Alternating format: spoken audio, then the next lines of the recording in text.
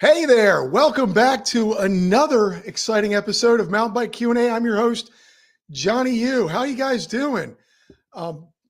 If you're been here before, thank you for the support. If you're new, welcome. And go ahead and hit that like button, that subscribe button, whatever button it is. Just press the positive buttons. And also, I'd like to remind people that my episodes are also on Spotify and the iTunes podcast things. If you could go ahead and leave a review or a star, leave some stars, things there, that would be great as well. Just loving this, doing this. We've got people already here. We got the Trail Monster here. He's looking forward to it. Eric riding dirty. Well, look what we have here. We got Jarno here in Finland. Here we go again. Yes, all the way in Finland. Get back to work. He's probably on his lunch break. Appreciate you guys being here again. Tonight, my guest comes from New Zealand. He might be a little choppy. He's coming from his phone, and it's from New Zealand. So, we got that going for us. But I got to say, Marty, you all know him as Octodad MTB, has been such a great supporter of all our podcasts. I see him on other people's live streams, other people's podcasts. And I was thinking, I was like, I got to get this guy on. He has a story. And this is what this is all about. He's a mountain biker. He's got a story. Hold on, Carlos Fierro says, want to see the waterfall. We may, maybe he'll walk over to it. Who knows? My wife's in the house, MTB TNA. Woohoo! So without further ado, folks, let's bring on the guy who supports all of us, Marty, Mr. Octodad MTB. How's it going, man? Hello. How's it going, everyone? So great to be here. Hope I'm coming from the waterfall, not quite near the waterfall, but in a cave adjacent to the waterfall on my backyard trails. Johnny, it's so good to be here, and I'm excited in our little chat today, and I'm hoping that my phone is going to be clear enough, but we're going to have a great time talking and hanging out and answering some questions. If you're on live and you've got some questions, chuck up the questions. And how's it going, Ryden? Good to see you, bro. Saw you on the white line the other day. Looking good, brother, on your YT cap, bro.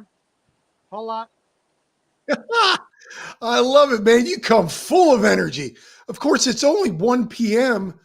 Thursday, your time.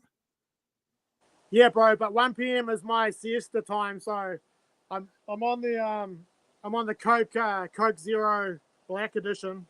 So hopefully I can stay awake. If you see me nodding off, just I'll shout and wake you up.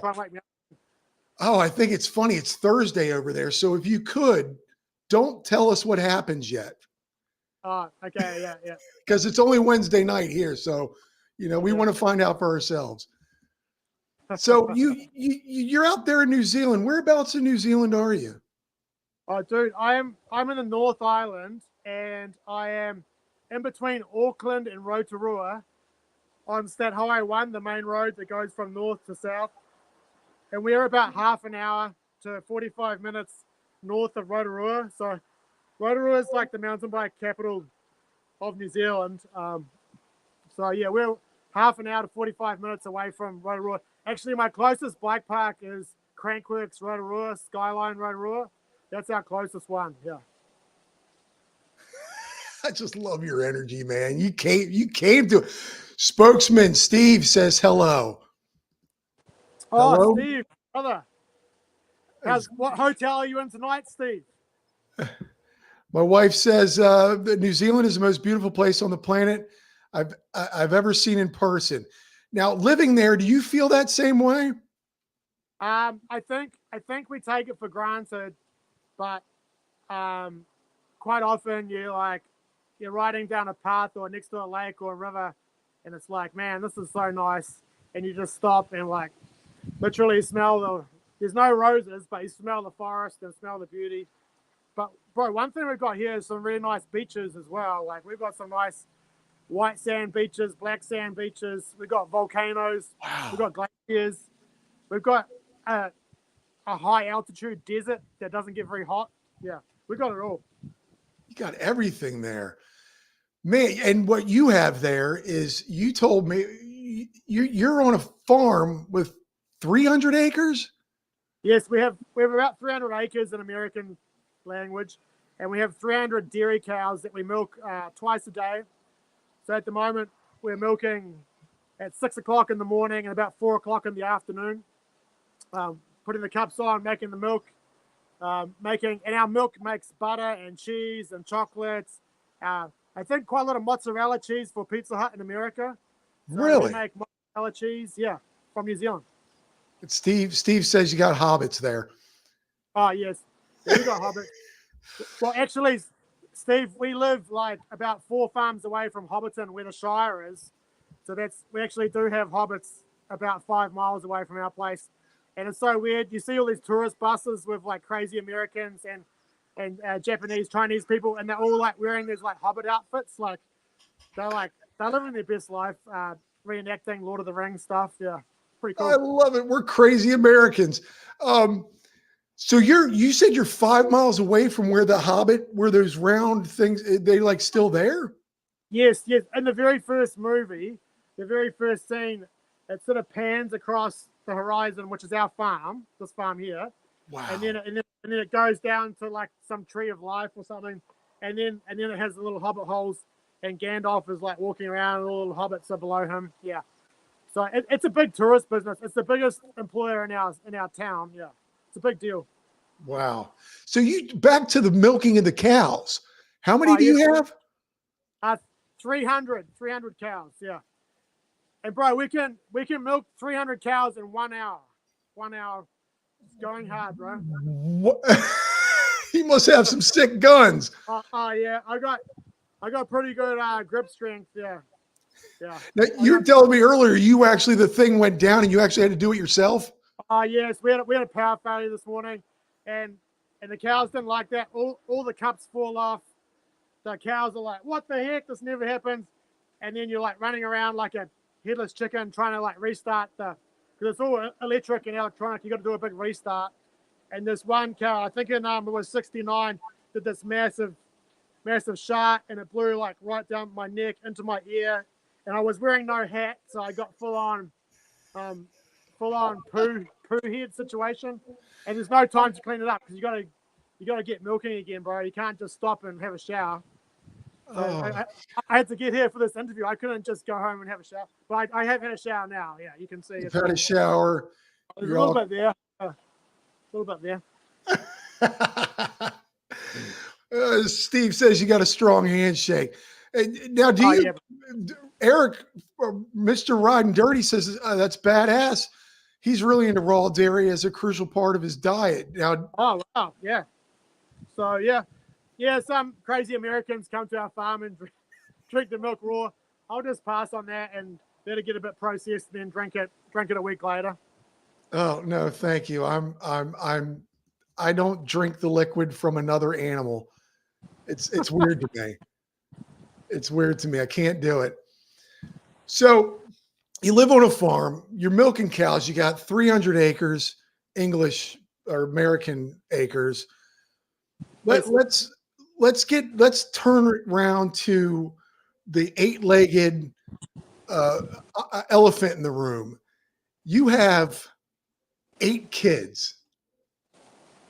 Bro, 8 kids and 1 wife, no twins, no adoptions, and no blended family. Yeah, we're living the Octo life, bro. We have a lot of kids. My wife, shout out to Octo Mom. Now, this is Octo Mom in New Zealand, not the Octo Mom in California. Don't get those confused. It's OCTOMUM, not the MOM. Oh, that's wow. So I don't even know where to go with that. How do you juggle milking 300 cows and 8 kids? Well, it's actually really good because we live in a big farmhouse.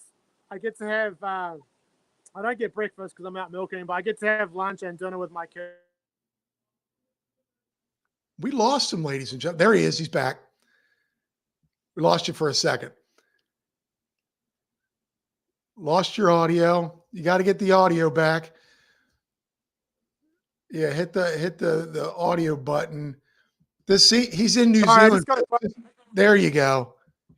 He's in New sorry, I just Zealand. got a This stuff phone is call from real. one of the kids, so I had to tell them I was busy and come back to you. So, oh gosh, my wife is like, you milk the kids too. No, the No, kids. Well, no, no, the kids, I'm gonna leave her. the kids actually work from about 10. They can help in the cow shed, and I start paying them. Yeah. So they're working. It's like a family business. Everyone works together, and yeah. So our farm is truly beautiful. It looks like imagine a little bit steep golf course, and then about 5 canyons like running through it, 2 waterfalls. Yeah, we've got 3 houses, a big milking shed, some barns, and in these canyons, which are too steep for the cows, we've been planting trees and building trails, and we're sort of getting into a bit of it's called carbon farming, where you, instead of growing cattle or sheep or animals, you grow trees, and you get like a carbon credit, and you can get a big tax refund for the big companies like Shell or BP or whoever needs to buy carbon credits to be a legit company. So sort of getting into that. So I put about 8 acres into trails, and I've got about another 5 or 6 to go.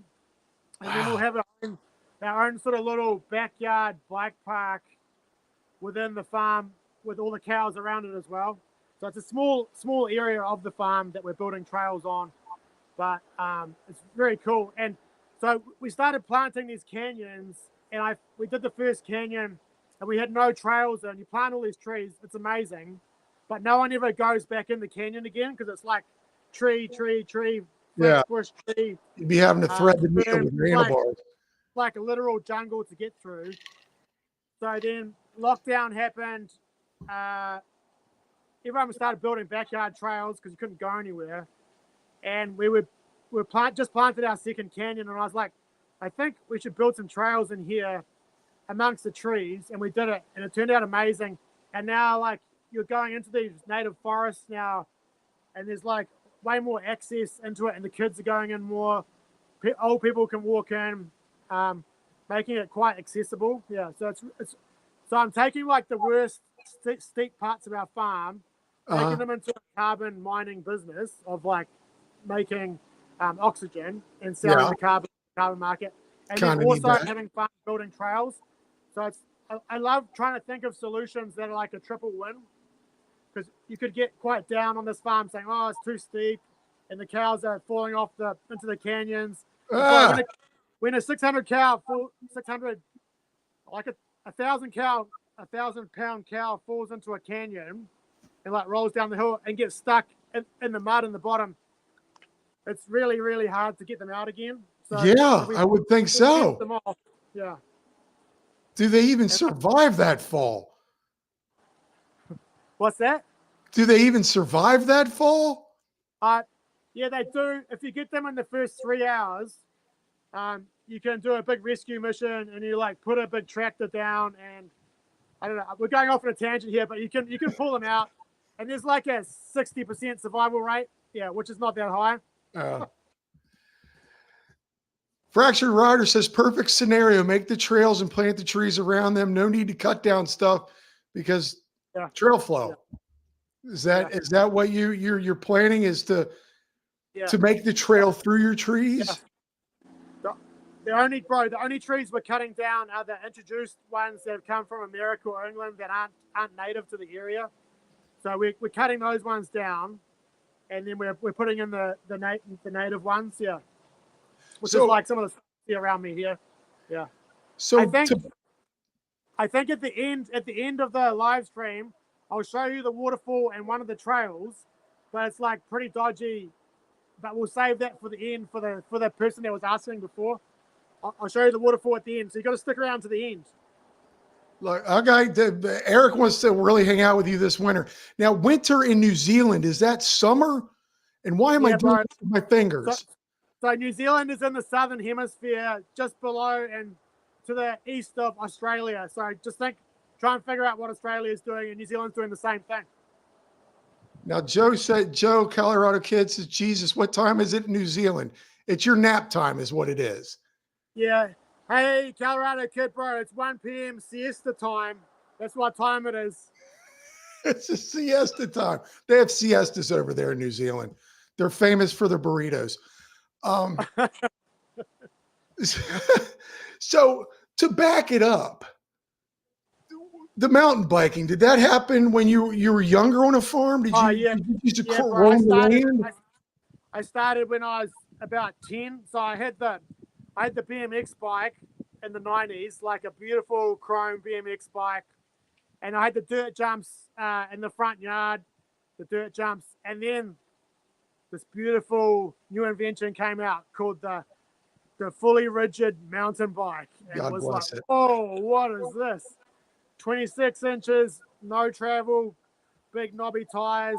Yeah. Had a 21 speed. Yeah, it was the bomb. So I got onto one of those and I just started riding everywhere, man. I'd ride like 25 miles here, 25 miles there, ride to my school, ride to my rugby. I just rode we had gravel roads on the farm area I was on. So I was pretty much the OG of gravel biking on my 21 speed. And it was so cool, yeah. The OG of gravel biking. You had gravel in I guess your driveway was all gravel. Oh, yeah, bro. We're gravel. And you just there was no trails. You just push up a mountain. The best place for riding was in the pine forest because they had forestry trails. You get your mum or your nana to drop you off at the top of a normal road, throw your bike over a fence, go down the cliff, and then just go down these dodgy as forestry tracks. And then to pick you. So we were shuttling. This would have been about 1991. We were shuttling the department store rigid bikes, in New Zealand. Nice.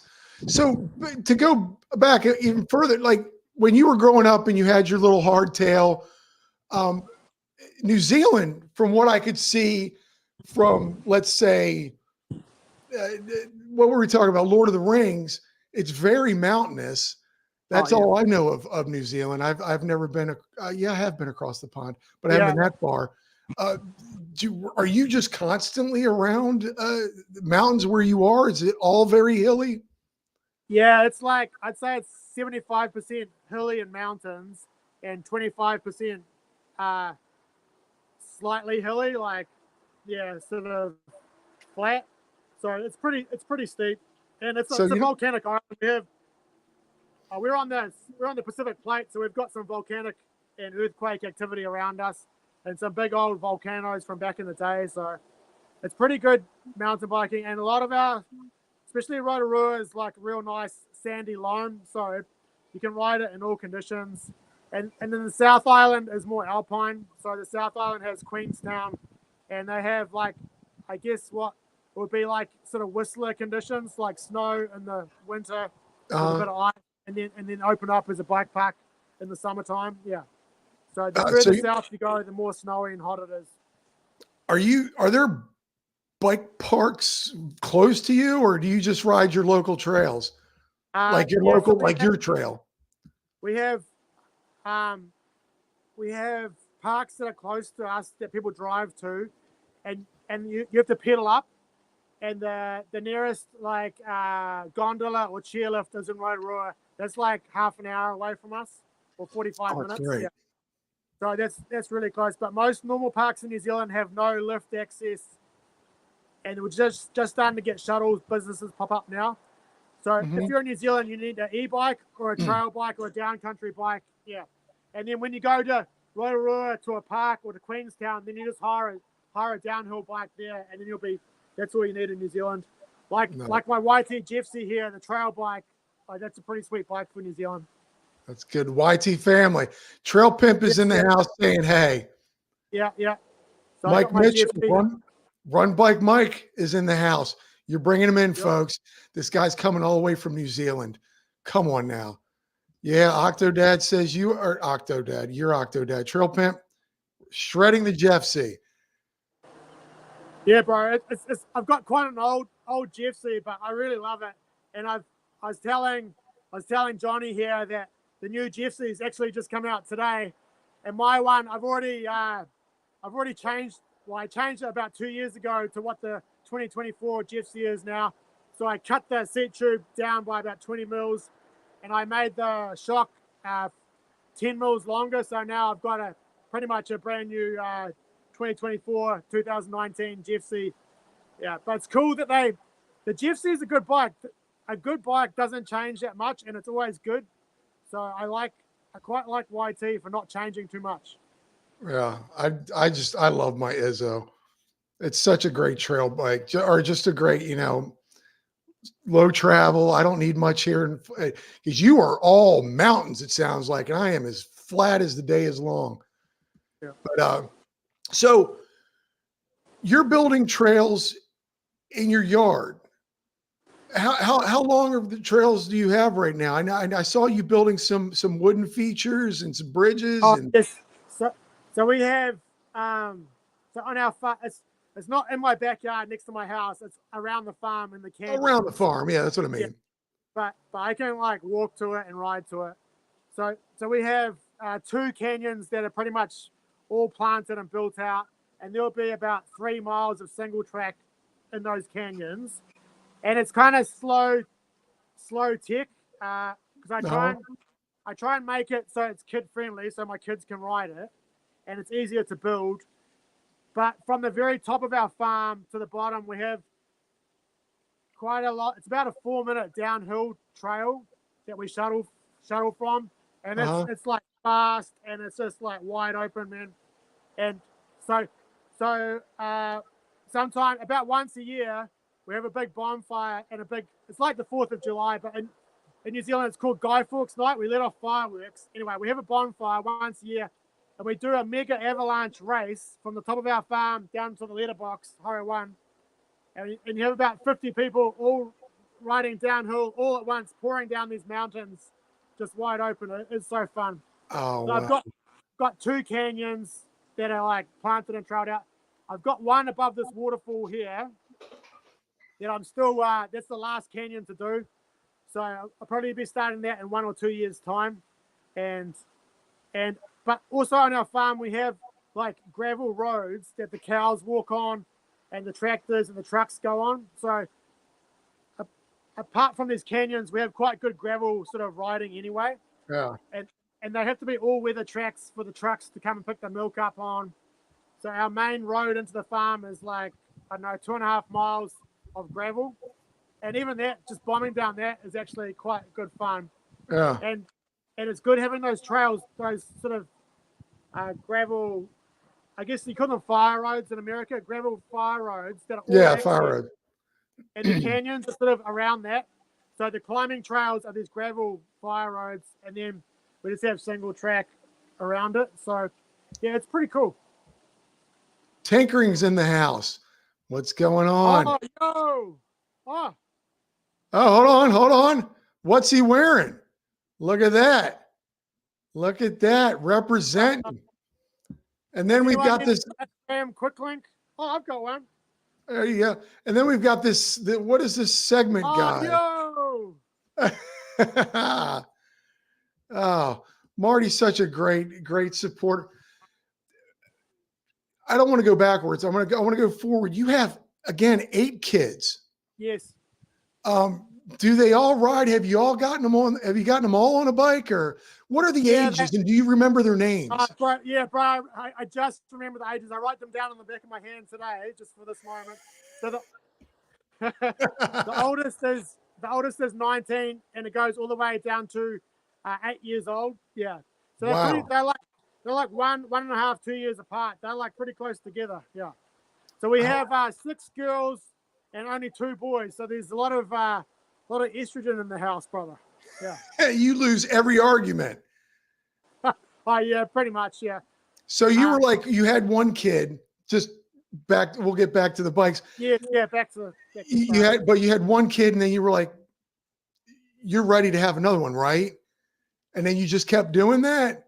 Yeah. Well, bro, we started with we had 3. We got married pretty young. I think my wife was 20 and I was 22. Shout out. And we were married pretty young, and she was a nurse. I was a farmer. anyway, we just started having kids, and then we had 3 kids, and then we had a sort of 6 months off farming. We did like a sabbatical. Uh-huh. I was getting bored, and we went and did a Christian training program called YWAM, Youth with a Mission, DTS. And so I did this leadership sort of training program to like figure out the purpose of your life. And from then on, God told me to, one, go back to the farm that I'm on now. And the second one is to build up a powerful tribe. And so we went back and had a bunch more babies, and I've never been happier. Like, bro, I was ready to do, I'm a visionary, so I have lots of crazy ideas. And God was like, no, go back to the farm, have heaps of babies. And that's what we've done. And it's been really cool. That's great. You've got a whole tribe there. It's got to be amazing to raise all these kids. Not just any tribe. It's a powerful tribe, bro. Beautiful. I couldn't say it better, man. Hey, back to the bikes. Are they all in love with riding as much as you are, or are you pushing them towards it? It's about 50-50. So Octo Mom doesn't like it that much. She'll tolerate it. She likes like a cruisy river trail ride. The 3 oldest girls, they used to like it until they had their first big crash. Yeah. And now they're like, but they do enjoy trail running. So they'll go running a lot on our farm and through the trails. I think it's a big deal. Trail running is a big deal in New Zealand. I can't do it because my knees are gone and I can't run. I can run downhill, but not uphill. Anyway. So 3 of my girls like trail running, and then all the younger kids from number 4 down to number 8, they all love it, bro. They're hard out into it. Nice. So you've had to drop some change on some bikes, though. Yeah. So we go like after dinner. We go for a walk or ride around our farm every night after dinner. It's beautiful. Yo, Adam, how's it going, brother? Adam Mock is in the house, ladies and gentlemen. Showing some love for Marty. Oh, bro, you're not late. It's never too late. So you got your kids. You're putting them to work, not just milking cows, but they're also helping you build this trail on your property. Oh, yes. So the kids help, mainly the younger ones for a bit of dad time. The older ones, if their boyfriend comes, then I make the boyfriend dig as well. So we got a couple of strong boyfriend-in-laws, yeah.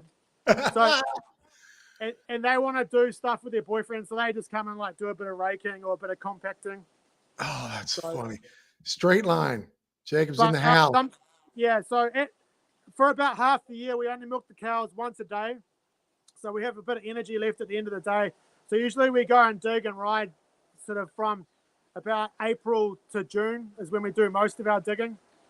And then sometimes just a bunch of friends will come and we'll just dig all day and dig a whole trail in a day. So it depends, yeah. But it's got to be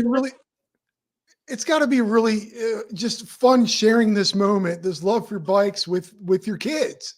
Oh yeah, it is. It's so good. And then and like it's so interesting watching it from just a canyon of grass that cows used to die in to a beautiful forest. Like the trees here grow really fast. It only takes about 3 years till they're way over your head. And then we're getting these little mountain biking trail tunnels forming. Uh-huh. It's like, oh, this is crazy. So yeah, you were walking me around through that your land, if you will, and showing me some of that stuff. And it's just, yeah, I mean, it's some of the most beautiful scenery, and to just be able to ride through and go, this is mine. Yeah, man, it's really nice. And yeah, we take it for granted, but I think when you come down to this waterfall, which I'll show you later, it's like, if you're having a bad day, come down, grab a Coke. Like in the waterfall, I've got like some cold beverages just like lying in the water. Oh man, some secret ones. And if you're having a bad day and you're a bit hot and angry, bro, you'll see it in a minute. It's like my happy place. Yeah. Oh, hey, Steve says you can sleep on his couch out for the second of March. I guess that's the Sedona Mountain Bike Fest. You can sleep on his couch if you come. Oh, wow. I'll have to check my diary and check with Octomom about that one, Steve. Yeah. Leave her alone with 8 kids. You got your in-laws there too. So yeah, what's I got the my in-laws, and I have amazing staff. So I have a work colleague who is Fijian from Fiji, a big rugby guy, and he's into mountain biking as well. We ride together and we dig together. We get on really well. So I'm introducing mountain biking to Fiji. Yeah, it's pretty fun. We have 2 or 3 Fijian guys in our crew that come along, and they think it's crazy. They're like, what are these Palangi dudes doing riding bikes down mountains? But they really like it. It's a lot different to rugby. Yeah. Is mountain biking a big thing? What's the community like out there where you're at? It's big, bro. Yeah, it's pretty big. So we have probably a bike park every 1 or 2 hours in New Zealand in different communities. Yeah. And then every town has a pump track and dirt jumps. And if they don't have a pump track, they have like illegal dirt jumps in a canyon that only the kids know about. So even small towns with like 5,000 people will have one bike shop. So there's a lot of bike shops on here, bro. Yeah. Yeah. So where's it going? Train derailed. Wow, train derailed big time. So you have a huge mountain bike community that you have a bunch of dudes and girls that come out with you guys when you go riding, or? Yes. So I have a group ride called Dirt Church. So I came up with this about 4 years ago, just before COVID came. And the idea was doing a group ride. It started off just for men, because I'm quite big into mental health stuff, a bit like Adam Mock and Mark, actually, with their Ride and Shine. So I wanted to do like a men's ride to get dads off the couch and lose weight and just get out, because a lot of dads our age, bro, they're so like tired and burnt out and like getting divorced and like going through heaps of bad stuff. Oh, Or they're just, if they're not doing that, they're just like sitting on the couch getting fat. And New Zealand has such nice spots like where I am right now that people don't even go to or know about. So I wanted to start this thing called Dirt Church. And I started about 4 years ago. It was just for dads or older dudes. But since then it's blown up, and now we have kids, wives, girlfriends, boyfriend-in-laws, you name it. We've got riders coming from about 10 years old to 83 years old. We've got this old dude called Roger. He's on a all-mountain enduro e-bike. He's a shredder, and he's 83, and he just loves it, man. My friends pick him up on their truck from the old people's home, chuck his bike on the back. He's out there shredding with us, yeah. Shout out, Roger. Jodine Williams says Dirt Church rocks. Is that a friend? Yeah. So hit that subscribe button. Oh, yeah, Dirt Church rocks, brother. So the idea with our Dirt Church is changing all the time, but the main thing is we ride, we talk, we barbecue, and we talk. So we go for a 1 hour group ride, and we have beginner, intermediate, and advanced groups. Everyone's riding in their same level. So we meet up, we do a health and safety talk. I do a health and safety prayer, which in New Zealand Māori is called a karakia. So I'm getting Māori language and a bit of Māori culture into the group. And if the Fijian brothers are there, I get them to do the karakia in their own language to get them involved. So we meet up, we do health and safety talk, we do a karakia, we do some skills. So it could be like doing stoppies, or it could be just bunny hopping or braking, slippery corners, like 10 minutes of skills. And we do 1 hour of party laps, and everyone's in the right level. So the advanced riders go first because they're all frothing to get out there. And most of our advanced guys, they've already been riding for 1 or 2 hours before this time. So they're like well and truly warmed up. And then the intermediate crew go out, and they're riding like flow trails with jumps with no gaps and stuff. And then usually myself or one of the mums will take the beginner group, and that's all the young kids and the first timers. And it's so cool. And bro, the other thing, I've hooked up with a local bike shop. Shout out to Van Dyke's Bikes in Pataru. Grant, how's it going, brother? So this local bike shop, Grant, the manager there, has been amazing. He lets us hire like really high-end e-bikes for $50 for the night. And these are like $10,000 high bikes, all mountain enduro. Wow. It's like a decoy, but it's from from Norway or Spain, High Bike, yeah. Like, yeah, I've seen those. HIBIKE. They're amazing bikes. Sam Pilgrim used to ride them. Yeah. And so he brings a bunch of e-bikes. And then not only that, we have free community trail bikes like my GFC for anyone to ride for free. So I've got I think we're running 4 bikes at the moment. I've got a Trek Remedy, a down country bike, and 2 hardcore hardtails. So people that don't even have bikes can come and ride for free, and they just automatically come into the beginners group. And so they're like just like trying things out for the first time. It's so cool, yeah. And everyone knows about it. And but bro, the best thing that we have. So we ride for 1 hour. The beginner group and the mums and girlfriends usually start the barbecue and get the music going. And then as all around the trail center, you can smell like the steak and the sausages like wafting down the canyons to the river. Yeah. And then everyone comes back and we have a feed. And at a barbecue, when everyone's quiet and a bit of Stevie Wonder or Michael Jackson comes on and everyone's just like munching and not talking, then you turn the music down. And then me or one of the other leaders comes in with the after ride talk. It's so good. And so we do like talks about mental health stuff like burnout or fear or depression or weight loss. And we've got 7 leaders and they all have different backgrounds.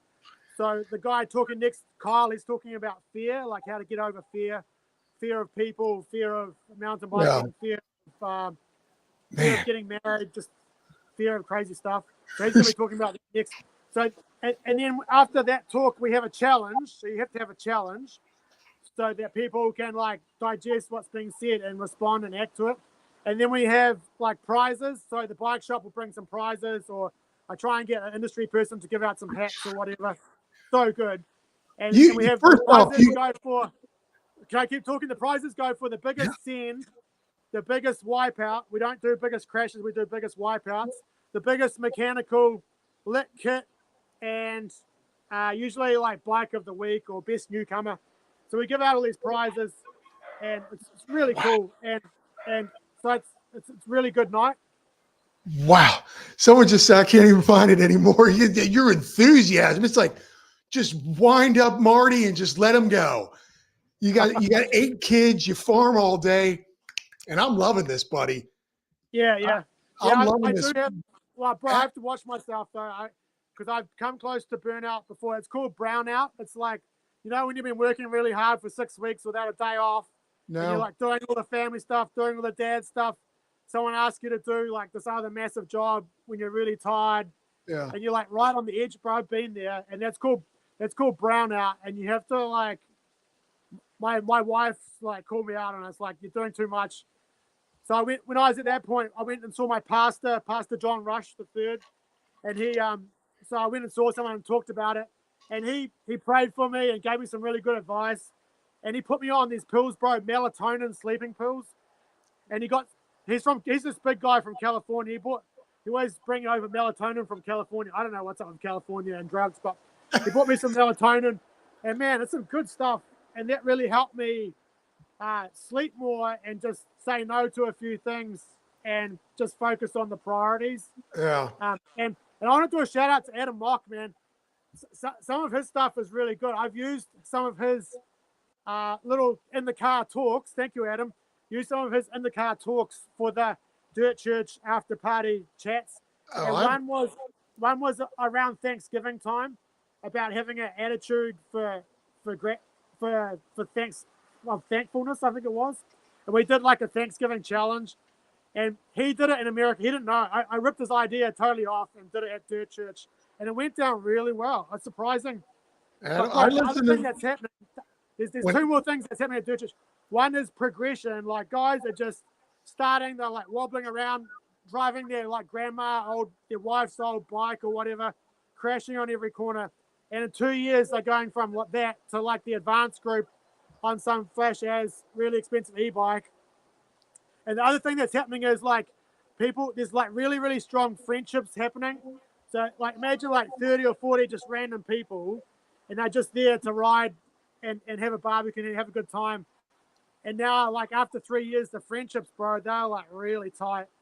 And now you see guys, like I see a guy coming who's like timid and like a bit overweight and a bit bored on life, doing Groundhog Day, and then like 2 or 3 years, they're like a leader in our crew at Dirt Church, like speaking, talking to people about mental health stuff or issues. It's like, whoa.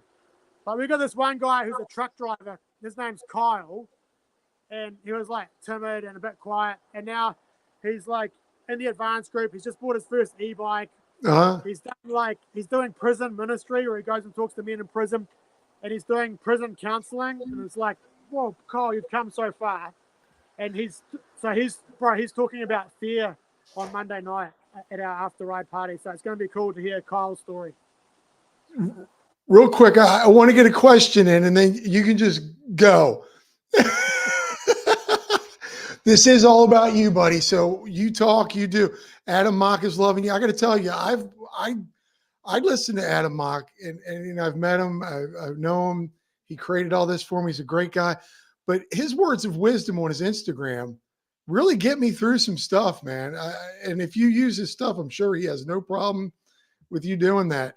I mean, we're global here. He's talking about how everyone, I mean, we've got New Zealand here, California, Arizona, Colorado. I mean, this is what I love about this community. We are global here. I think Mark even said it, global baby. Adam Mock used to do prison ministry. So I want to go back to your brainchild, the Dirt Church. Was this something that came to you, or you were just riding, you were like, you know what, I would like to get my buddies together and preach positivity, or did it just happen? Was it something that you sat down and you wrote it out, and or was it just an idea one day? Yeah, I've had the idea for a few years, but bro, it's hard because I'm a visionary. I get new ideas every day, and I have to like write them down, and I only have time for like 1 or 2 ideas every 3 years. So I'm parking a lot of ideas all the time. But when I only had 3 kids, when we were doing that YWAM sort of gap year, and I was on that course, and I was quite a young dad, and I was like wrestling with being a dad, giving up the surfing and the skateboarding because you got to because I thought I had to like grow up and be a man and be all responsible and stuff. But I remember on this one day, it was called Time Alone with God Day. You have no phone, you don't talk to anyone, you just go off like a monk and just wait on God. And I was being a bit naughty. I had my skateboard. I was like skating on this downhill road because I was bored and God wasn't saying anything to me.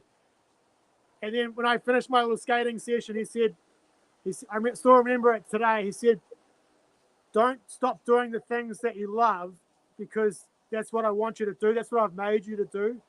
Don't think that because you're a dad, you got to like be boring and being a boring Christian dad. You can still go and achieve stuff and do crazy stuff and just be crazy and live life. A lot of dads or men, when they grow up, when they have babies and when they get married, bro, they're like, it's a hard journey for some people to give up because you don't want to be like a 16-year-old, 4-year-old dude and like still be out partying and like getting into fights and stuff, or like playing rugby. Well, even like playing rugby, like just getting hurt and stuff. So I was sort of wrestling with that. So I had that. That was back in like 2006. But then I started riding a little bit, but I had a lot of babies, so you can't ride much when you have babies. Put it that way. But then I was at my wife and I ran a big Christian conference in Rotorua over New Year's Eve, and it was about 2018.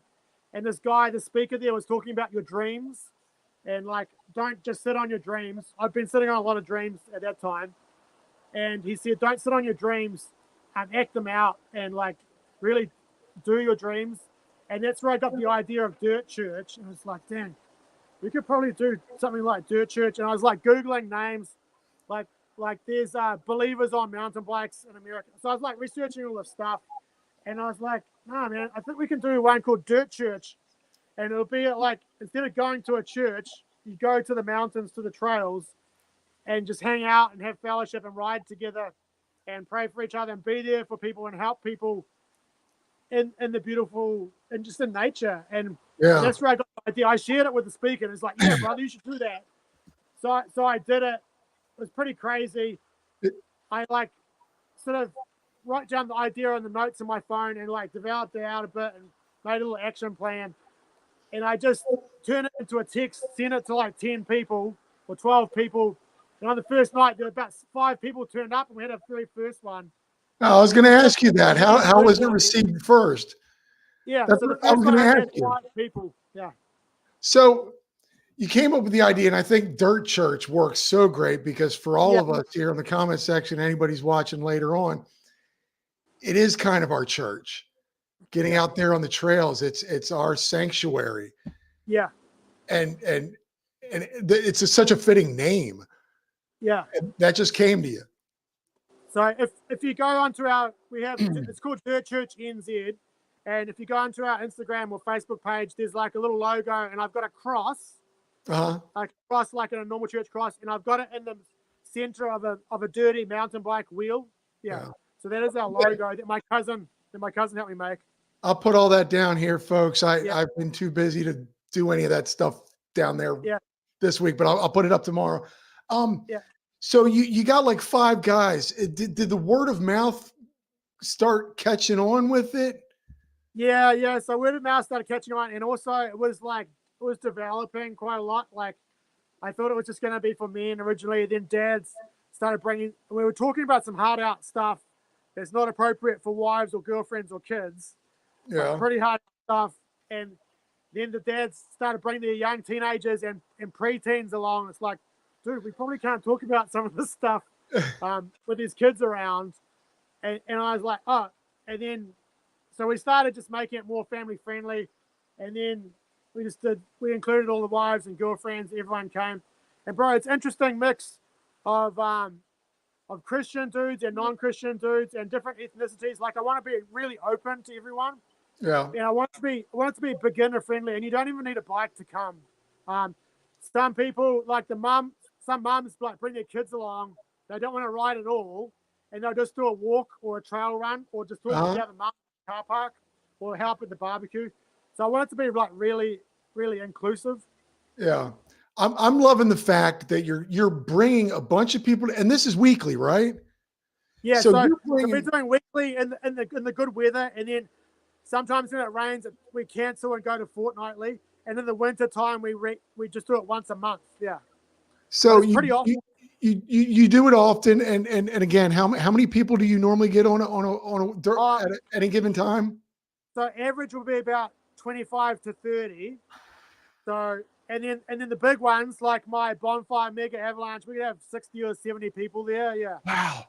This just sounds like, even if you're not religious, and full disclosure, I'm not a religious man, but this sounds like a fantastic afternoon or morning, because it's not only just you're riding, you're having a barbecue, I'm in. Yeah. But you're also preaching not just the word of God or whatever, you're also preaching positivity and trying to teach people how to be better. Yeah. That, like you said, and bro, that works because at the really basic level, we're teaching people how to ride a bike. Yeah. And then you go through that 1 hour of party laps at your own level, wherever you're at. And then you have the good barbecue and a few beverages. And you've already been through like an epic progression of a fun thing. And then people just talk and have one-on-ones. And even if people don't relate to whatever's been said, just the connection one-on-one, like my kids will just make friends and talk to other kids there. The wives and girlfriends meet other wives and girlfriends. Just random people meet random people. Strangers come in, and it's like, oh, what's going on over here? Yeah. Trail Pimp says something about kamikaze downhill in New Zealand. Oh yes. So that's the one. It's called a mega avalanche. And so the mega avalanche is a French mountain bike race. I'll just explain this briefly. And you start at the top of a mountain, and you have as many people as possible. But you don't start riding. You have to run 100 meters, 100-meter sprint, find your bike, get on it, and then start the downhill mega avalanche where everyone's pouring down the mountain at once. Oh, wow. Cool. Oof. So now talk to me a little bit about, again, with this dirt church, you say you give people challenges at the end of it. Yes. Give me some examples of what this is. Oh, so the last challenge was a gratitude challenge. So I did a talk on gratitude and having an attitude for gratitude. And kind of like in today's society, well, in the West anyway, it's like, why are we so unhappy? Why are we, it's like this spirit of unhappiness, entitlement. Oh, I need the next Porsche, or I need the next girlfriend, or the spirit of comparison. Why is all that happening? But in the third world, I see my brothers and sisters in Fiji, they are so happy and they have nothing. They don't have the latest YT Jeffsy. They don't, all they have is a coconut and some jandals and like $2, and that's all they have. And Yeah. they're so happy. And they're happy because the Lord is with them, but they're also happy because they have an attitude of gratitude. So that if they've had something to eat, bro, they're so happy. And so I'm trying to, the talk was around that. And the challenge was write down 3 things every day that you're thankful for on a piece of paper. And they have to be authentic. And you can't do the same thing. It can't be like kid number 1, kid number 6, kid number 4. And you can't repeat that. They have to be authentic, things you're actually happy for each day. And just write it down on a piece of paper and do it for a whole month so that you change your attitude for gratitude and not having an attitude of comparison or entitlement, or it just helps you. It's a challenge to help you change your mindset, especially, if you're caught up in Western, just like, people are always trying to make you buy stuff. You froze up there, Marty. I hope your phone's good. There you are. Now, I'm going back to the gratitude thing. I have a friend that every morning before he puts his feet on the floor, he says out loud 3 things that he's grateful for. And I think that's amazing that you're doing stuff like this. 3 things. If everybody in the comments section could do that tomorrow, just before you get out of bed. So just start off, do it for 3 days and see if you can handle that. And then if you can handle that, do it for 7 days. And if you can handle that, just go for a whole month. Yeah, you'll be surprised. And don't give up if you miss a day. Just keep on going. And my wife is always saying gratitude goes so far. Here's the thing. Now, when you're planning these out, do you already have the idea of what the challenge is, or do you spitball it with friends and find out what'll work, or is this your mission? So no, we have about 6 leaders in the group, 6 leaders, and one of them speaks each time, and that's what their challenge is. And then on the Facebook group or on the Instagram page, I try and summarize their talk and include the challenge, because a lot of guys can't make it every week. They're working, or they're sick, or they're tired, or they're on a night shift or whatever. So even if you're not there, or even if you're watching from California or Florida, where are you from, brother? Florida. Florida, yeah. Even if you're in flat hot Florida, you can join in the challenges there. So I try and get each speaker to have a challenge at the end. Yeah. It's so surprising. Like, I thought people wouldn't do it, and I thought some of my challenges are pretty lame, but actually people would go hard and do it. We did this one, it was like in COVID times, and it was just like check on your neighbor challenge. And we had this guy, and he's like, I haven't talked to my neighbors in 3 years. And he went there with his kids and some biscuits and some tea bags. And it's like, oh, how's it going, Mrs. Smith? We're doing this check on your neighbor challenge. And he did it. And it was like, what? And you don't really hear if people are doing it or not until you come back and ride the next week. But it's so surprising how people respond to a challenge instead of just something that someone says. Do you find it? I find it fascinating that it started with 5 people. Now you have like 25 to 30 people. I'm doing this with my hands, folks. I don't know what the heck I'm doing. Just Marty's just going, man. I love it. And I want to know more about doing this. It's grown probably from word of mouth. How has it been received? Obviously it's been received well, but have people, how do I put this? Have you affected people through this and through these challenges and through your talks after the rides? Yeah, I have people. Well, I've affected people by them actually doing the crazy challenges, so that is good. But we have myself and two other guys. Or I'm partially trained in counselling, but we've got two other guys in our leadership group that are actually trained counsellors.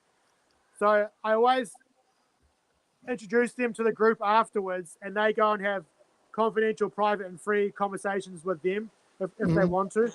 So I haven't heard of anyone per se, but it might come out in the future that has affected people. But I know, like, we did like a Biggest Loser challenge, and we had this guy. I win. I think he lost like 20 pounds in 3 months. Wow. And it was like, what? That is crazy. And people were like getting really serious and competitive into it. And it's so funny being in a group of people and seeing each other once a week and talking about a challenge makes you a little bit accountable. Yeah. And it's and it's a positive challenge. And instead of going from like doing crazy sort of teenage immature challenges to actual challenges that are life mature and life-giving and life-changing. Yeah, away from jackass and into, I don't know, maturity. But doing things that can make you a better you.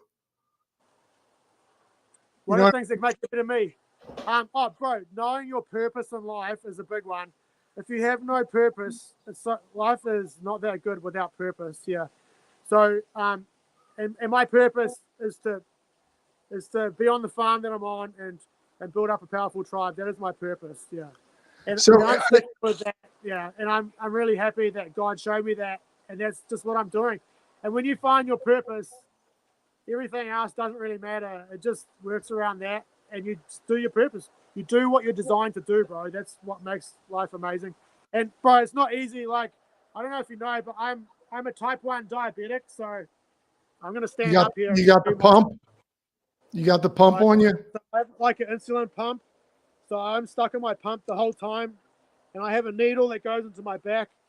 So I'm on insulin the whole time, and I've suffered with that. Like, I've had massive grand mal seizures from having insulin overdoses, and I've had some hard things like going into that brownout, nearly into burnout stage.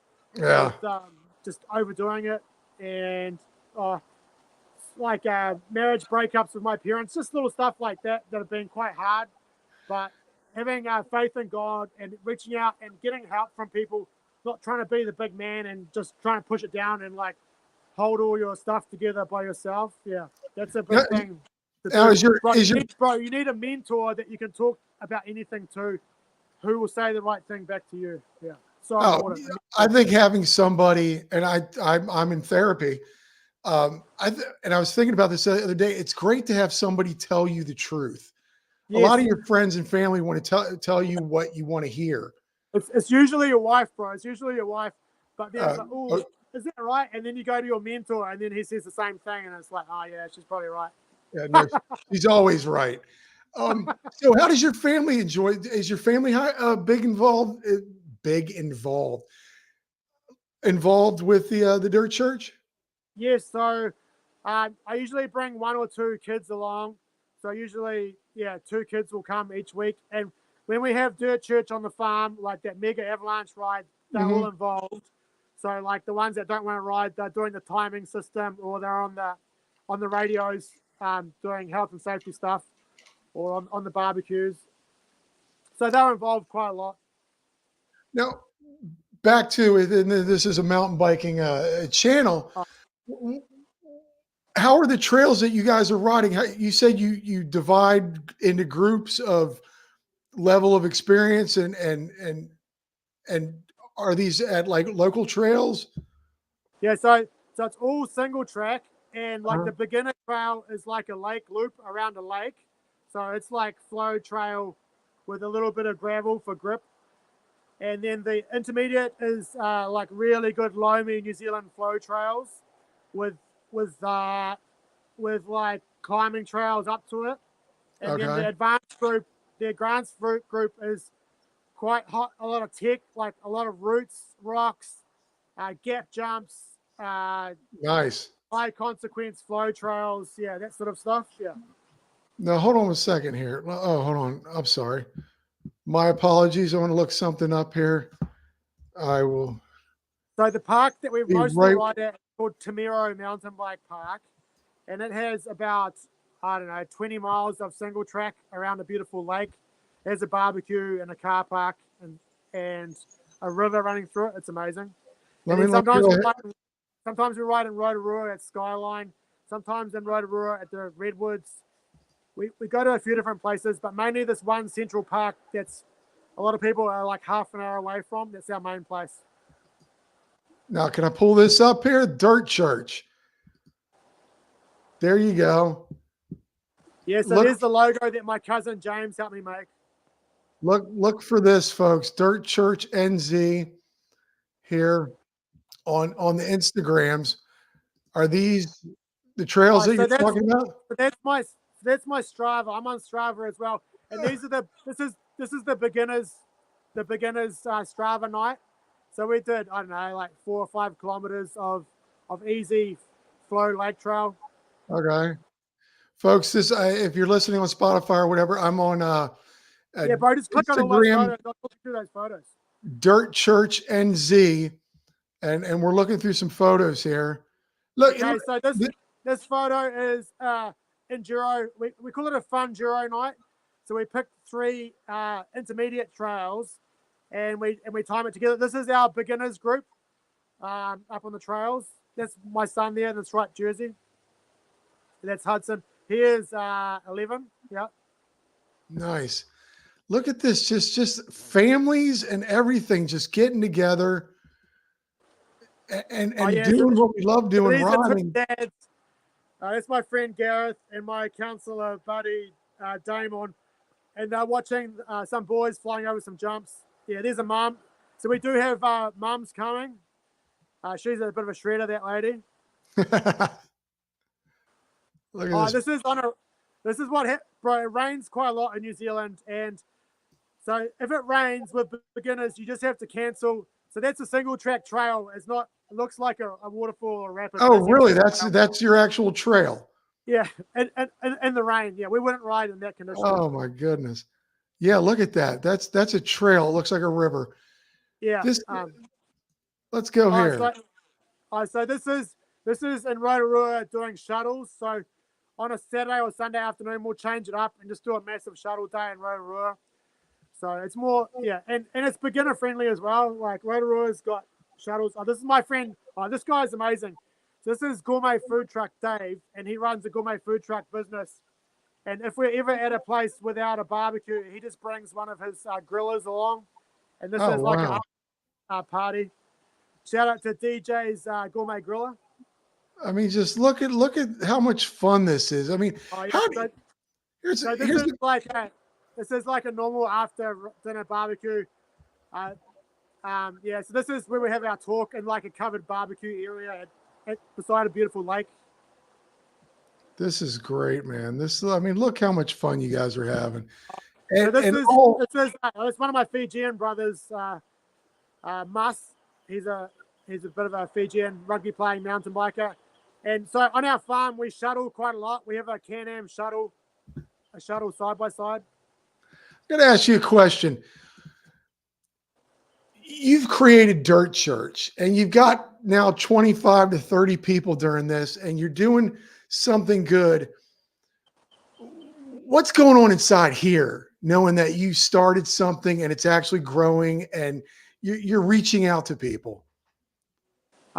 What's going on? Oh, bro, it's amazing what I'm feeling when you turn up to an event and there's like 30 people or 50 people there, and they're all so excited to be there, but they're all a bit like nervous and scared. It's so satisfying knowing that one of my dreams has come true and I've actually actioned it and got it happening, and that it's happening other people.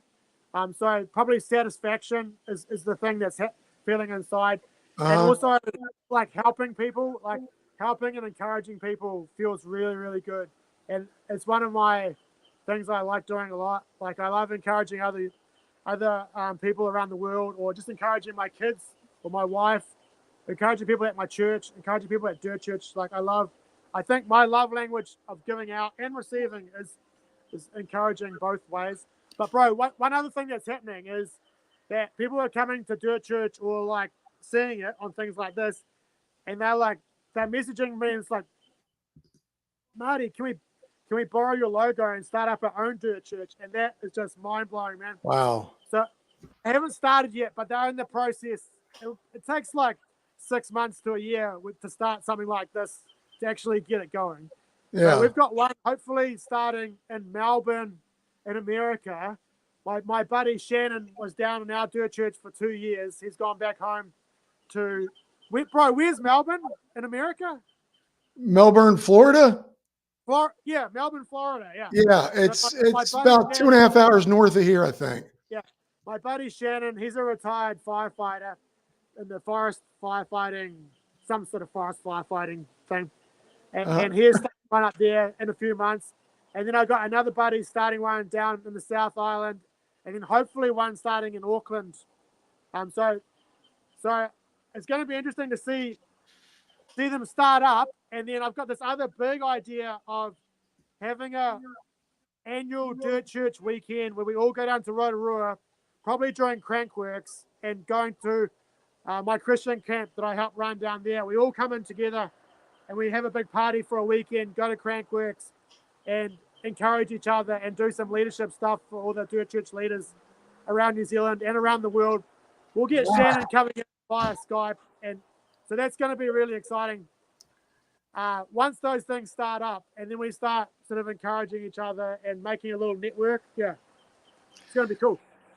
This is amazing. I mean, this again, we talking mountain bikes, but this is what I want to get at is you got this story of Dirt Church, and now it's growing. You've got to be like, what? Yeah. How is this happening? And it's probably because of positivity. Yeah, it's growing because it's authentic. We do have quite a bit of Christianity, but a lot of non-Christians still come and enjoy it, and they're not threatened. And the other thing that we do is we're inclusive. Like some of our guys are like bike snobs with 15 grand bikes, but they know that we've got beginners here and wives and girlfriends, and they know that they got to, if they're leading a group, they got to lead it to the right level. If they're leading a beginners group, they got to take it real easy.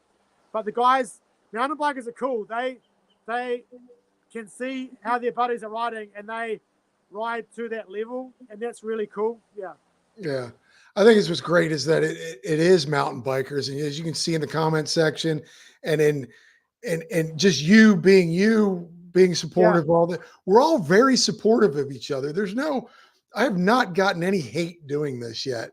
I think it's just an incredible community, and the fact that you're bringing it together with a message of positivity, like Adam Mock with his riding show. Yeah, keeping it fun and keeping it friendly, and I think if you're starting something like this, get a group. Like I got about 4 or 5 guys around me to help me. Like one was a mentor, another 4 were sort of mountain bikers, and you can delegate straight away to those guys, and it takes a lot of pressure off. And the other guys make you accountable. So definitely trying not to be a dictator, boss leader, trying to be part of a group rather than a dictator. Yeah. Now with Dirt Church, you said people want to open up Dirt Churches all over. Now, do you know everybody that wants to start up, or do you have to kind of quote unquote interview them, make sure they're the right person to carry your logo? I've got some real basic values that I'm willing to share with anyone. I'm willing to share my logo and the base. Like it's all going to be a little bit different, but I'm willing to share just my basic stuff and what I've learned. And that will help people if they want to start one in their local community. It'll help people. And they can just take it and make it their own or start their own thing. So I've just got about 2 pages of documents that people can look at, and they can take it or leave it if they want to start their own thing. But I'm happy to share my logo with anyone. Yeah. And, I was going to say, if it's going to have your name on it, I was wondering if you had like a guideline of like ABC. You need to add. You need to have have the logo. You need you need to do the positive thing at the end, the challenge thing at the end. Right? Yeah. I'd be pretty loose on it I probably want to get to know the person before I agree to it. Yeah, you're probably right there. I probably shouldn't do churches willy-nilly. Yeah, just go preach whatever. Here's my logo. Yeah. But that's the Kiwi way. We're not that serious. Yeah. Yeah. So just cycle back about the church, the dirt church. You guys you do some skill stuff. You do an hour ride. What kind of prizes do we win? So for something like The Biggest Loser, the prizes are big, and the guy at the bike shop, Grant, will make a prize box of some big prizes. And we have certificates and stuff like that, and a few T-shirts to give out. And then the other night we had an industry guy turn up with like a bunch of Leat hats and stuff. Oh wow! And when Shannon, the retired forestry firefighter, left, he just bought like a big box of brand new bike parts, and he just made it rain. So we give out prizes pretty generously, and we're sponsored by a few local businesses to help that happen. But it's usually mountain bike stuff. Sometimes it's only like a drink bottle or a jersey, but it's pretty generous, yeah, and pretty good prizes. Eric, we all rise together. This is fist bump from all the way around, like halfway around. I wouldn't say more than halfway. And my wife, I said he's more than halfway around, and she goes, that means he's less than halfway around. I'm an idiot. So you've got.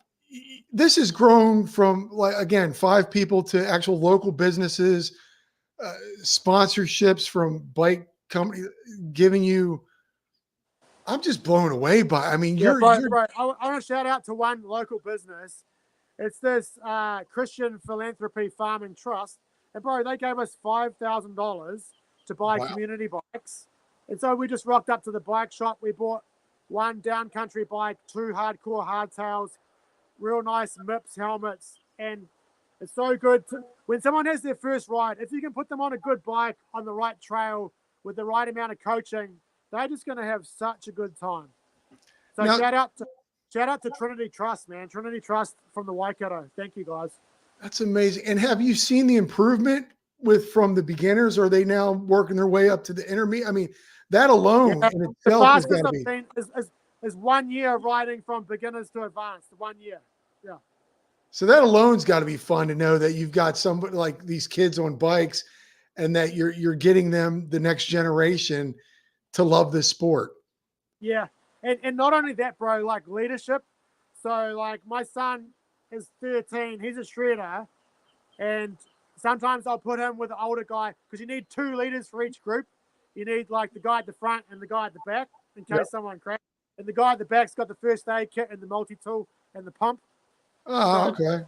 So I put my son as like a leader. Like the last ride we did, he was the leader of the advanced group at 13. And he was leading with like a 50-year-old trail shredder, like the old downhill champion of New Zealand. Like it was so cool to have those 2 crazy different age group. They'd never meet in normal life, but they're meeting and they're working together, like guiding a group. It's really cool. This is just, I just love when people put their mind to something. Yeah. And it comes. And I can see, bro, I can see leaders like when someone develops and progresses and matures, it's like, bro, you're ready for leadership. And some of these guys, they've just been truck driving or working on farms, or I don't know what they do, doing their boring jobs, and they've never had a chance to be a leader. And it's like, yeah, bro, you can lead the intermediate group tonight or whatever. And they're great guys. They just need a bit of a push and a bit of love. Yeah. I think Adam Mock set it up earlier. We need a dirt church and a ride and shine together, get it together, and mental health and the preaching of the good, positive energy and challenges. Man, you're doing something really great, man. I love it. This is the story that I wanted to get out. I mean, dirt churching. I think you could get this all over the place. You can dirt churching all over the place. You got dirt church and shirts everywhere and seeing it all across the world. Some stickers, some channels maybe. Yeah, who knows? Who knows what we'll do? How many? I mean, how do you have the time? Farming, 8 kids, a husband. Yeah. So, bro, I delegate quite a lot. So on the farm, I have a really good co-worker, Tim the Fijian. That was his brother, but he's really good, helpful on the farm. And then the leaders at Dirt Church are really good. But I can run it and not even be there. The leaders are so good. So if something's happened on the farm or in my family, I don't have to show up. I can delegate to them. And my farm is I've tried to set it up to be enjoyable, not too hard a job. So I'm trying to have a really good life balance. And my wife and I work together really nicely. Bro, we do other stuff as well. We're involved with children's ministries and family ministries, helping kids. So we volunteer 1 day a week at our local schools, teaching Bible in school classes in our local primary schools. Yeah, so we're out in the community doing that. And we also help mentor at-risk kids. So we have this at-risk kid program. We love kids. And bro, one of the best things I've seen, apart from my own kids doing well and Dirt Church, is like these at-risk kids, just putting them in a little program and giving them some time and just watching them grow into amazing adults. And where they could have gone to where they are now is such a big difference. Yeah. I quite like working with at-risk kids. So I can do it, but I just have to be careful not to burn out and make sure Octo Mom is okay with my crazy ideas before I start them. Yeah, man, you were doing I'm getting tired just hearing all the stuff that you do. It's amazing. Hats off, man. It's just, I love this so much. And where are they going? Dirt Church, mountain biking. Wow, it's been a long day. Not as long as yours, but you're like, bro, I've still got cows to milk tonight, and then I think I'm supposed to be digging the garden or taking kids to ballet. So I'll be hanging out with all the ballet mums tonight, talking about Dirt Church, trying to get the ballet. There won't be any dads there. It'll just be me. I think I'll wear this outfit. There you go. Matty, Trail Pimp says, Marty, do a bike check. Let's see that beauty. Okay. Can we take a look at that thing? When he moves around a lot, it gets a little choppy. There you go. Okay, so I've got a 2019 YT GFC with 150 mils on the front. I've cut down the frame.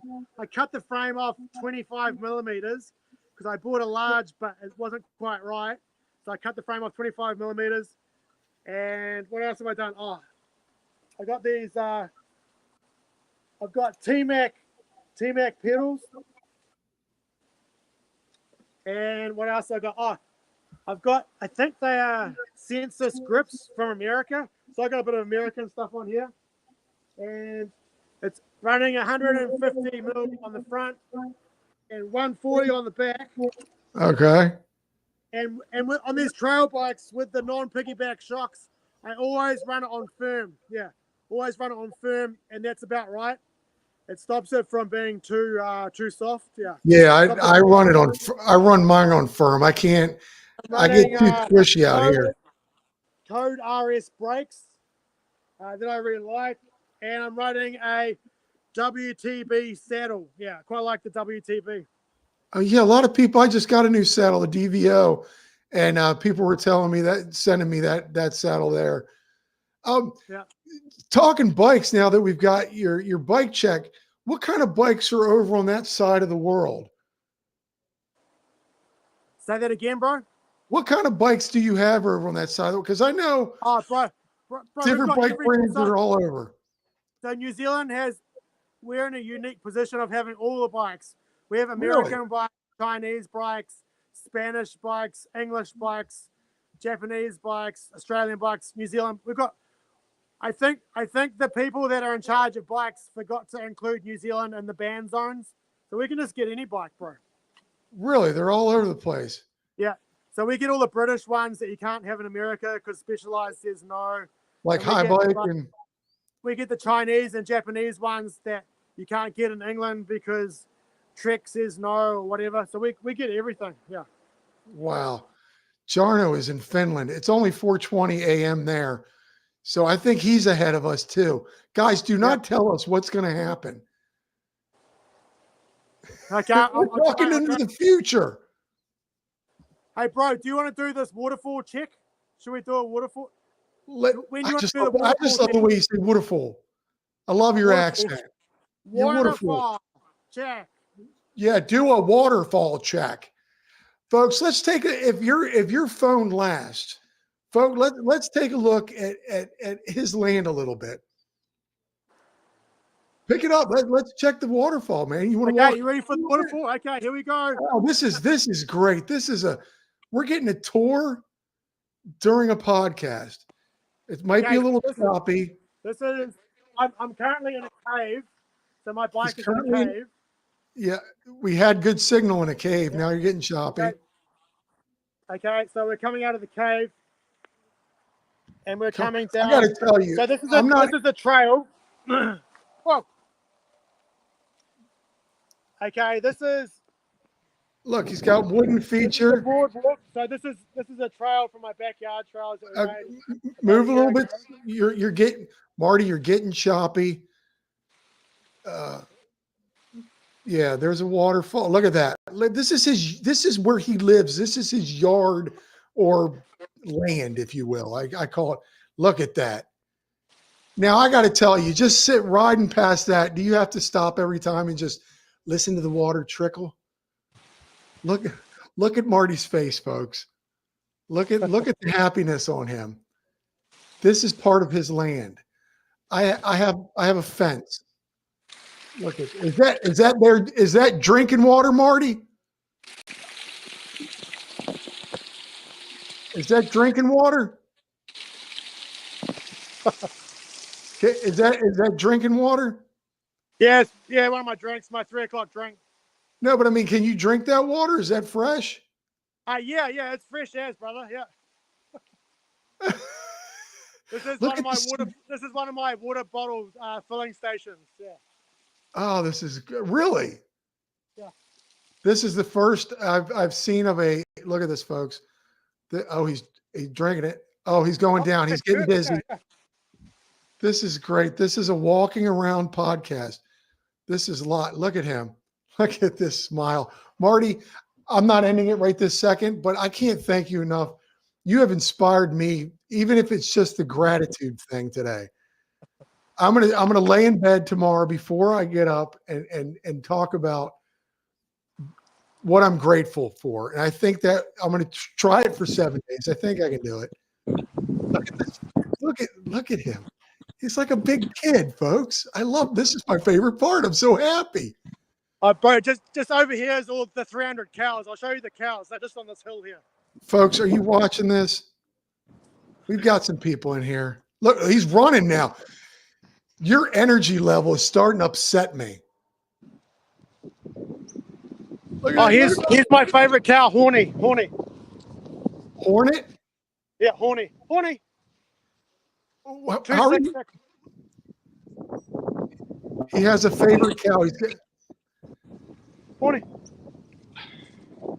My wife is like, oh my gosh, we're going to see cows. Oh, it's a little windy there, but man, we get to see cows. That's awesome. I grew up down the street from a dairy farm, actually. It's probably 2 miles away. Look at that. Oh, look at the little, what is that? The light ones. These are Jersey cows. So they're from England. The black and white cows are Holstein Friesians from Holland. Yeah, from Europe. I just want to say, I think I'm breaking new ground on podcasts. I don't think I've ever seen a podcast that involved a mountain biking podcast that involved cows. This is great. Oh, Maddie wants you to. Jarno says this is National Geographic Channel Q&A. Yeah. It's getting a little windy. Now, can you reach down and milk one for us? Well, Don't I'll melt. try and find Horny for you. Oh, this is great. Now you have 8 kids, and you remember all their names. Do you remember all the cows' names? No, we have numbers. So each cow has a number tag, an ear tag, like an earring, like one of Eric's earrings. Yeah, I was joking, Marty. Marty's gonna have to. Oh God, this is so. My wife says you're gonna have to host everyone on this chat because we all want to come to New Zealand now. Yes. So that is another thing in my to-do list is to start up a mountain bike or just a farm stay Airbnb where people can come and stay on our farm and do some tree planting, some trail building, and ride the backyard trails. My kids will show you around. I'll probably be working. Now tell me this. Milk a cow. You were showing me this, and this is relevant to mountain biking. You were showing me this the other day. You do have a spot for quote unquote Airbnb for people to come out and enjoy your land. Tell me about that. So we have, we have a lodge that my in-laws have, but they travel a lot, so we Airbnb that out. And then we have it's like a garden cabin with bunks in it, like a backpacker style. And then we also have some historic buildings that we've repaired or replaced. So I really we haven't started yet, but I quite like to host people on the farm, teach them about farming. So just over here is State Highway 1. It's the main road of New Zealand. Yeah. How far are you away from road between Rotorua and Auckland? So if I were to fly in, I'd fly into Auckland. Yeah, you fly to Auckland. If you came and stayed at my place, bro, I'd come and pick you up and bring you down, and we'll. You probably don't even need to bring a bike. I have quite a lot of bikes in my garage, so we can just chuck you on a bike and hit Rotorua or hit the backyard trails, hit Dirt Church, whatever. So you're going to soon be able to host mountain bikers. Yes. We should have started off with this. A little bit like Seth's mountain bike Airbnb, but a bit more farming than that. Hey, Eric says, what a great episode. Marty, you're an amazing human being. Eric, are you willing to come to New Zealand and do a little bit of farming and some mountain biking over there? He can come and have some raw milk straight from the teat. No. From Horny, from 166. Check, please. Now, what does that make? What makes that cow your favorite? Because she still has her horns. All the other cows' horns have been cut off. Yeah. Because she still has her. Okay, man, you had great signal out there. You're getting choppy again. This is great. By the waterfall. I'm loving this. So that's amazing. I should have started off with that or got somewhere with that is you'll be able to host, you will have an Airbnb for mountain bikers. How far away do you think that would I think, well, we've finished the cabin. So I think maybe in 6 months. Yeah. And will I was going to say, will milk be available? Are you close to areas, say, like if we Airbnb'd it and we wanted a McDonald's burger or something like that? Yeah, so we are 5 minutes from a town and about half an hour from a city. So if you wanted to come, you could just rent a rental car in Auckland and drive down. But if you're going to bring bikes, it's probably better for me to come up and pick you up. Yeah. This is amazing. And so we can actually help you build your trail. Yeah, we can do building and tree planting. And we actually have 2 waterfalls like this. This is the first one that I've developed, but we have another one that I'm working on as well. Yeah. Folks, is this not the most incredible? I'm loving this, man. We're getting a tour of some great land here. Marty's got a big smile on his head. Now you're ducking here. When you look at it, you look like I'm just going back up to my cave. This is so incredible. Look at And he's Have I showed frozen. you the cave? I might not have. There he is. There's his It's a cave. literal bike cave. You guys have bike caves in America? No, there. I don't have there. I have underneath my stairs in my house cave for my bikes. I actually have to show that one day. It would be a great reel where I keep my bikes. Yeah. Back in the hobbit hole. Jarno says you're back in the hobbit hole. Yes, yes. You have just amazed me with this interview. The things that you're doing, you're raising 8 kids, working on a farm, being a mountain biker, starting a dirt church because of your love for, the Lord and the love for mountain biking, I think is great. Showing me your cow. This has been an incredible journey, Marty. I can't thank you enough. And I know. No worries, Johnny. It's been great to be on here, brother. I appreciate it.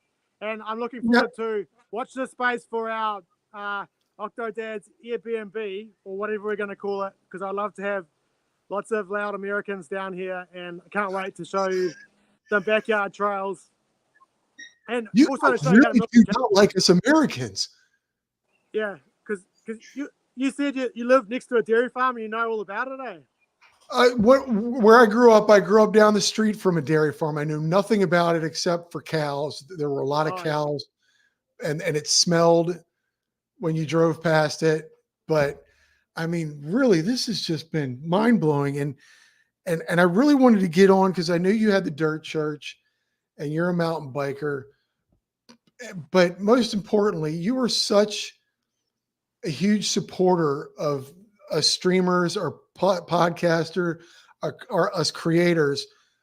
And one of my last questions would be, how did you get so into it? What is it about it that you love so much about being a part of the podcast community and the streaming community? I think I just like that we can meet up with like-minded people and talk mountain bikes and have a laugh. I really like that. And I think I do have quite a lot of friends in America from our church and from YWAM. But I think I first got into all these little groups with an old podcast called the Joey MTB Podcast with Paul the Punter, Josh the Daily mountain biker, a pastor, and the crashing dad that farts all the time. Yeah, those 3 guys had an OG podcast, and I really enjoyed that. And I was like, dang, I think we can there's like a bigger network of community of crazy mountain bikers that just like hanging out and talking mountain biking. And now that we have the internet, there's no, or even just the cell phone, there's no barriers anymore. Like, yeah, it's pretty cool. Yeah. I mean, I think that's why I like being on other, not just because I do it now, is it's like this in the comments section and whatnot. It's this like crazy little community that likes to get, we're a world away from each other. Yeah. And we get to chit chatting with each other on the sidelines here. And it's such a fun event. Like, people ask me, like, you watch someone else's podcast? And I'm like, you just watched a TV show. I actually interacted with my show. Yeah. It's weird, but it's so cool. I love it. And just want to do a shout out to everyone. Keep riding, keep getting up in the morning, keep working, keep loving your wives and girlfriends, and go hard. Yeah. Marty is a Trail Pimp says Marty's a super fan. Eric, Medi, Mark, everybody wants to, we're all in for the Airbnb, brother. Oh yeah, man. Watch this space. We're going to watch this space. Mark, I'm going to put all your stuff down here tomorrow. I've been crazy busy. Marty, I can't thank you enough, man. It has been a real honor and pleasure chatting with you tonight. And I know you've got a lot going on, so I appreciate you taking the time. Thank you, Johnny, and thank you all the viewers out there. Actually, if you want, jump on my Strava. Why don't we all do some rides on Strava together? That's kind of fun to see a bit more details where everyone's riding. Get on the Strava. There you go, folks. Marty, thank you so much. Everybody who's been in the comments section, thank you for hit the like and subscribe button if you're new. Marty's loving you guys. I'm loving you guys. I appreciate it. Take care. And now, if you can, go get your bike started. Look at him. He's going to get his bike. Home now. All right. Thanks a lot, folks. Take care.